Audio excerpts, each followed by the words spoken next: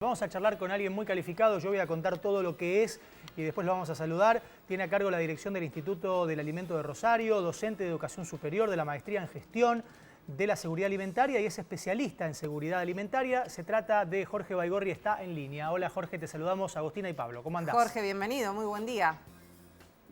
¿Qué tal? Buenos días, Agustina, Pablo. Muchas gracias por la comunicación.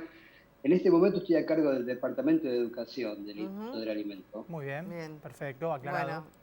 Bueno. Bueno, Jorge, contanos, grosso modo, como eje central de la nota, después ya te vamos a hacer preguntas puntuales, pero vos notás, digo por tu experiencia, por la gente que tenés alrededor, que se está mucho más en casa y se cocina mucho más ahora que antes. Y de hecho lo viví en carne propia, viviendo aislamientos en estas situaciones de COVID. Y sí, uno está mucho más tiempo y se cocina mucho más. Eh, Me parece que es donde comienza la seguridad alimentaria en la compra. Claro. Bien, ¿Cómo organizamos la compra del autoservicio? bien. Desde los productos no perecederos, los productos perecederos, fijarse la integridad de los envases, la fecha de aptitud, es decir, ese lapso en el cual ese alimento puede ser consumido. Esa es la primera clave, no pasear por el...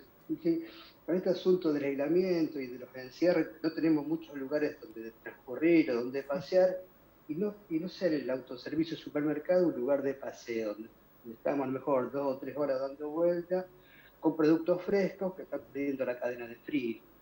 Quizás este sea el primer lugar. Después, por supuesto, ¿qué hacemos en nuestras casas cuando llegamos con eso? Tal Las cual. cuestiones de protocolo, esto de agua y alcohol, es alcohol al 70%, que nos permita una desinfección y una tranquilidad. ¿Mm? ¿Usted recomienda Y desinfectar los productos, obviamente, antes de ingresarlo a la heladera con un poco de alcohol o alguna otra cuestión? Los envases, digo.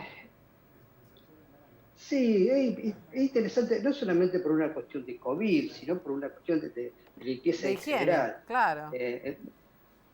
La realidad, cuando hablamos de seguridad alimentaria y los protocolos de COVID, de lo que se trata es de incrementar situaciones de seguridad, de incrementar el trabajo en lo que estamos haciendo.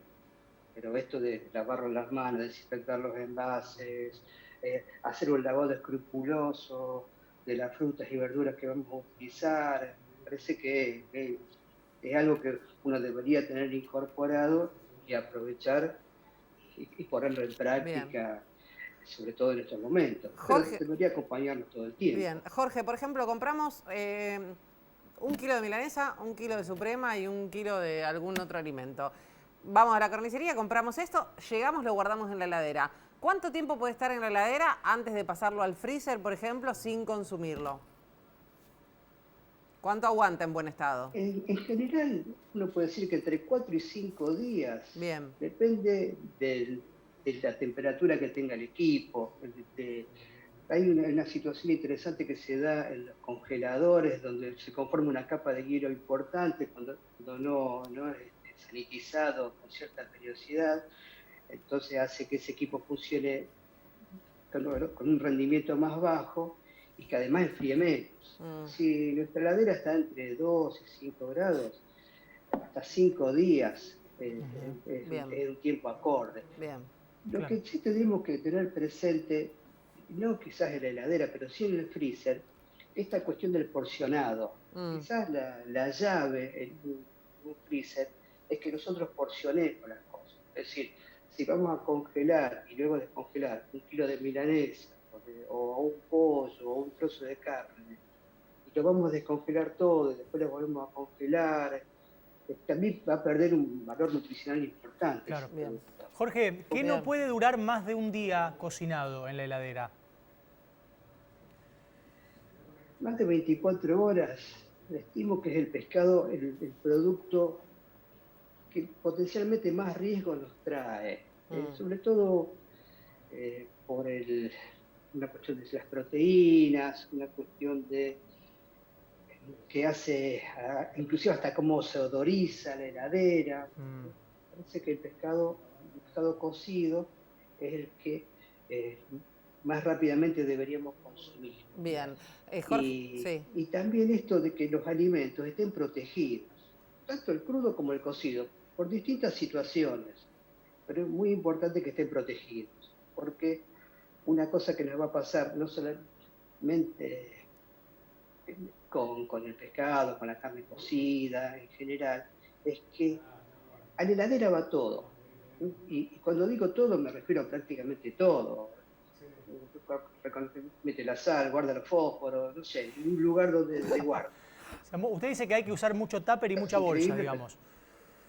mucho tupper y mucha bolsa. Bien. Me parece que eso colabora, ayuda.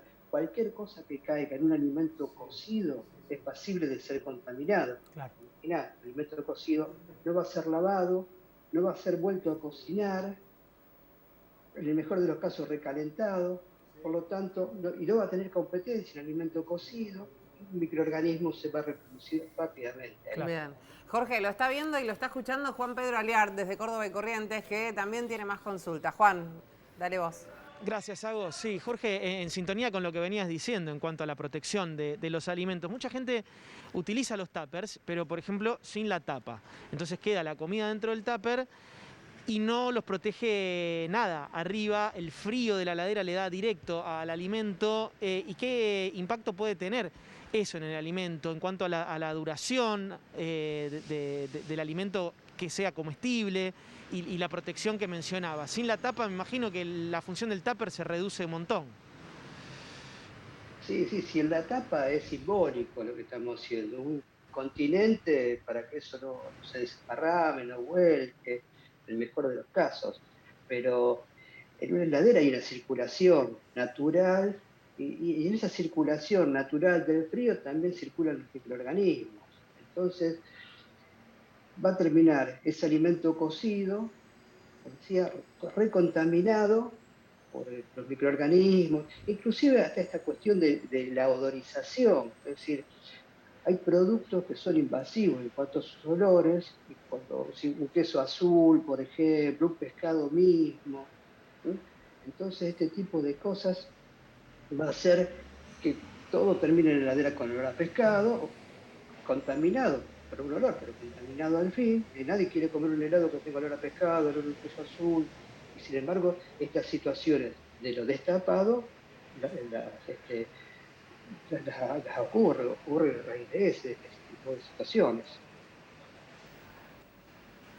Y con respecto a los lácteos, y esta es la última de mi parte, ¿qué promedio tienen de durabilidad adentro de la heladera una vez ya abierto, por ejemplo, el sachet de leche? Sí, en este momento nos encontramos con estas situaciones de leche de larga duración, cajas que están fuera que se compran en los autoservicios, en los negocios de cercanía, y ahí las vamos a encontrar a temperatura ambiente. Absolutamente normal, de acuerdo a los procesos térmicos que les provoca. Ahora bien, cuando eso está abierto, la contaminación ambiental, que de hecho en el ambiente hay muchísimos microorganismos, en las casas, en los servicios, en general. Entonces, eso que está abierto no solamente es un alimento para nosotros, sino también para los microorganismos. Más de 48 horas, 72 horas no es aconsejable que ese producto esté abierto. Buen dato para tener en cuenta. Hay una polémica siempre con el tema de el arroz y la papa, que se tienen que hacer y comer. Una vez me dijeron, no, pero el arroz no lo podés dejar 2 días en la heladera. Digo, pero ¿cómo no? En tupper. No, de ninguna manera, porque no sé qué le pasa, que no lo podés comer porque no es seguro. ¿Es así? Lo mismo con la papa. Todo tiene que ver con las situaciones de conservación en la que estemos. La verdad que la ciudad de Rosario ha tenido importantes brotes de toxificaciones alimentarias a raíz tanto de papas como de arroz. En general, microorganismo muy que sale de lo común, que interviene en lo que hace al arroz. Digo que tiene que ver con la situación de conservación. Si ese producto se mantendría por encima de 60 grados o por debajo de 5 grados, no tendría mayores inconvenientes estar 24, 48 horas. ¿Qué es lo que pasa? Que lo mismo nos pasa con los famosos pastones de empanadas, otros también los pastones de carne cuando preparamos empanadas. Otro producto que también dejamos a temperatura ambiente para que sazone, para que tome gusto, y por esta cuestión de que a lo mejor lo preparamos la noche anterior para consumirlo al día siguiente. Ese lapso que media de 8, 10, 12 horas, o eso dejarlo a temperatura ambiente, es una fuente de contaminación para que haya multiplicación de microorganismos. Jorge, digamos que cada 15, cada 20 minutos se multiplica. Bien. dos preguntas finales de mi parte, pero están vinculadas. La primera tiene que ver con los huevos. ¿Van a la heladera, sí o no? Y la segunda, tips para ordenar la heladera, porque sabemos que puede haber contaminación cruzada, que la carne si va arriba puede llegar a contaminar abajo. ¿Nos podría enseñar, entre comillas, cómo acomodar los productos en la heladera? Sí, es cierto con lo que te decía antes, el tema este de la papa y del arroz, y además son productos que fermentan. Bien. Y esa fermentación, la ventaja que tenemos con respecto a las fermentaciones es que en general las advertimos. Bien. Pues se pone, A través del olor, de la textura, de algunas características. Si ese alimento en lugar de estar alterado, esa fermentación estuviera contaminado, ya nos podríamos dar cuenta. De hecho, nos intoxicamos por eso, porque no nos damos cuenta. Claro. En cuanto a los tips de la heladera, y con respecto a los huevos, yo entiendo que nosotros en la heladera ponemos más cosas de las que deberíamos poner. Lo primero que ponemos son bebidas, para que estén frescas. A lo mejor ahora en el otoño y invierno no tomamos tanto ese trabajo. Priorizamos las bebidas y no priorizamos los alimentos. Eso desde el vamos.